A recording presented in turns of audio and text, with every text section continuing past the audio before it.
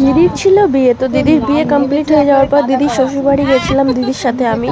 আর সেখানে গিয়ে আমি প্রথমবার লাইফে ফার্স্ট টাইম দেখলাম এরকম কাদার মধ্যে আংটি খেলা। তোমাদের কার কার মধ্যে এই নিয়মটা রয়েছে কাদার মধ্যে আংটি খেলা, কমেন্টে লিখে জানাও দেখি।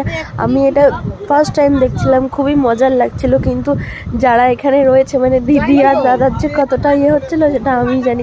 মানে এরকমভাবে নতুন জামা কাপড় পরে এইভাবে কাদা মাখামাখি, মানে সত্যি কীভাবে কত নিয়ম না থাকে বাঙালিদের। তো যাই হোক, এবার কোলে নিয়ে আর কি ওইটা পার করতে হবে পুকুরটা।